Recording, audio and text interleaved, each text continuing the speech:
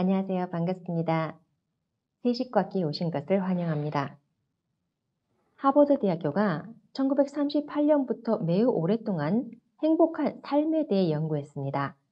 세계에서 가장 오래된 이 연구는 2010년에 중간 결과를 발표했는데 그것이 바로 행복의 조건이라는 책입니다.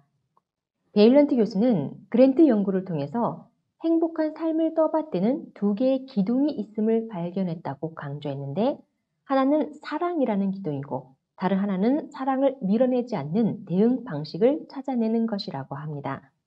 이렇게 인간의 삶에서 빼놓을 수 없는 필수적인 것이 바로 사랑인 것이죠. 그렇다면 사랑은 무엇일까요? 우리는 어떤 감정을 사랑이라고 하는 걸까요? 사전에는 사랑에 대해 어떤 상대를 애틋하게 그리워하고 열렬히 좋아하는 마음이라고 정의하고 있습니다. 플라톤은 사랑을 네 단계로 보았는데요. 에로스, 스트로게, 필리아, 아가페가 있다는 것이죠. 에로스는 남녀 간의 사랑이고 스트로게는 가족이나 친인척 간의 사랑, 필리아는 친구들 사이의 우정적 사랑, 아가페는 하나님 같은 희생적 사랑을 말합니다. 즉 사람은 에로스로 태어나 스트로게로 양육되어 필리아로 다듬어지고 아가페로 완성된다고 볼 수 있을 것입니다. 가정연합은 이 네 가지 사랑을 보다 분명하게 정의합니다. 바로 자녀의 사랑, 형제 자매의 사랑, 부부의 사랑, 부모의 사랑인 것이죠. 자녀의 사랑은 태어나서 자녀로서 부모에게 받는 사랑을 말합니다. 그리고 자라면서 형제나 자매 교우 관계를 통해 형제 자매의 사랑을 배우게 됩니다. 어른이 되면 결혼을 통해 부부의 사랑을 알게 되고 자녀를 낳아서 드디어 부모가 되어 자녀에 대한 희생적 사랑, 하나님과 같은 사랑을 체험하게 됩니다.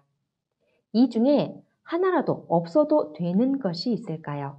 나는 친구가 있으니 부모는 필요 없어 라거나 나는 자녀가 있으니 친구는 없어도 돼 라거나 그럴 수는 없겠죠.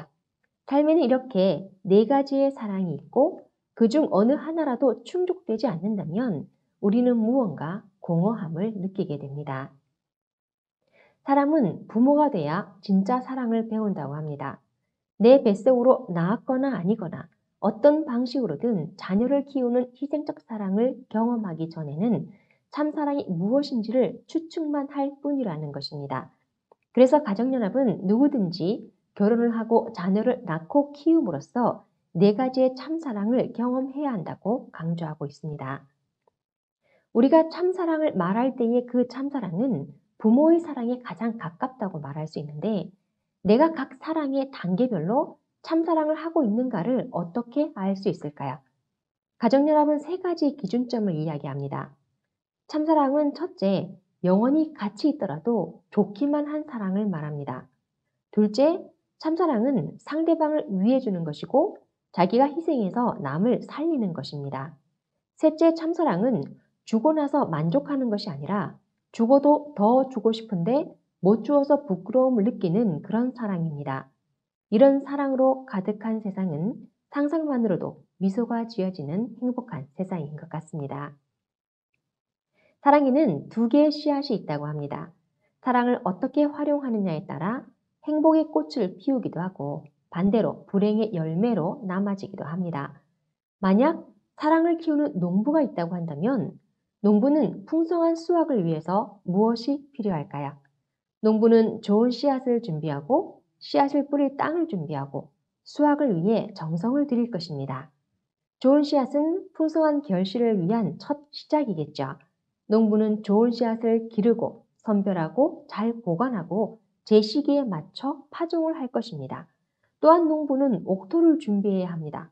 아무리 좋은 씨앗이라 해도 사막 한가운데나 자갈밭에 뿌린다면 잘 자라지 못할 것입니다. 그래서 영양이 풍성한 퇴비와 거름을 주고 잡초를 뽑아 주어야 합니다. 그런데 만약 좋은 씨앗과 옥토를 가지게 되었다 하더라도 농부가 씨 뿌릴 의욕도 없고 옥토의 잡초도 제거하지 않고 그 시기도 놓치게 된다면 어떻게 될까요? 씨앗과 옥토는 아무 결실도 맺지 못하게 될 것입니다. 참사랑은 이와 같습니다.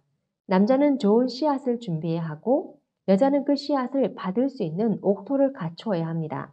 그런데 씨앗과 옥토를 준비해야 할 자신이 좋은 씨앗과 옥토에 대한 관심도 없고 방치를 하게 된다면 훌륭한 사랑의 결실을 어떻게 맺을 수 있을까요?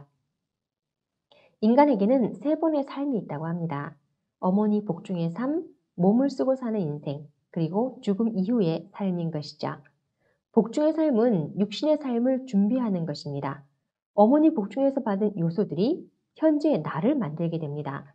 어머니 복중은 부모의 사랑을 통해 먹고 마시고 느끼면서 육신 생활을 준비하는 시기이기 때문에 복중에서는 아무 필요도 없는 손, 발, 귀, 눈 등의 신체 조직과 기관이 형성되게 됩니다.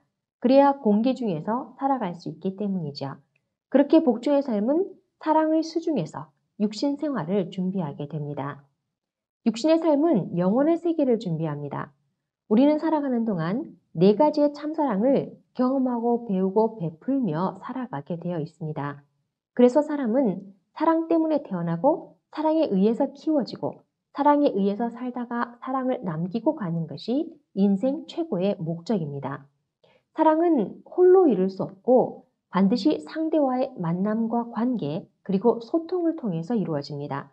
하나님의 사랑은 부모의 사랑, 부부의 사랑, 자녀의 사랑이 모두 녹아져 있는데 부모의 사랑을 알고 부모를 모시고 남편과 아내의 사랑을 알고 남편과 아내를 모실 줄 알고 자녀의 사랑을 알고 자녀를 모실 줄 알아야 하나님의 사랑을 알 수 있습니다. 영혼의 세계는 사랑의 공기로 호흡하는 곳입니다. 몸을 가지고 생활하는 지금 어느 정도의 사랑을 실천하고 베풀고 사느냐에 따라 천국의 생활이 결정되는 것이죠. 마치 사랑의 복중에서 부모가 어떻게 생활했는가에 따라서 자녀의 일생이 결정되는 것처럼 지상 생활을 어떻게 하는가라는 것은 죽음 이후의 영원한 사랑의 세계에서의 삶을 결정하게 됩니다. 참사랑과 참생명과 참혈통이 있어서 시작은 사랑이고 그 결과는 생명과 혈통으로 드러나게 됩니다. 사랑의 자리가 깨끗하고 신성하고 정결할수록 생명과 혈통으로 나타나는 결과는 천양지차라고 할 수 있습니다.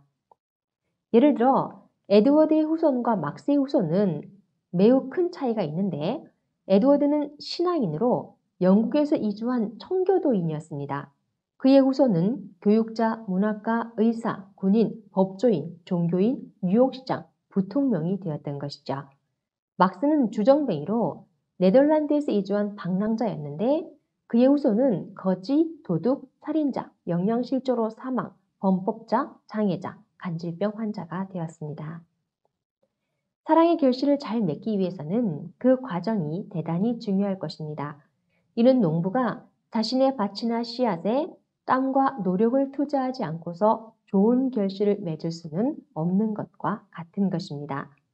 동기와 과정을 무시한 채 훌륭한 결과를 맺을 수는 없기 때문에 하나님의 참사랑을 동기로 해서 참사랑을 실천하고 경험하고 체휼함으로써 생의 결실과 사랑의 전통을 역사에 길이 남기는 행복 창조자가 되시기를 기원합니다. 다음 시간에 뵙겠습니다. 감사합니다.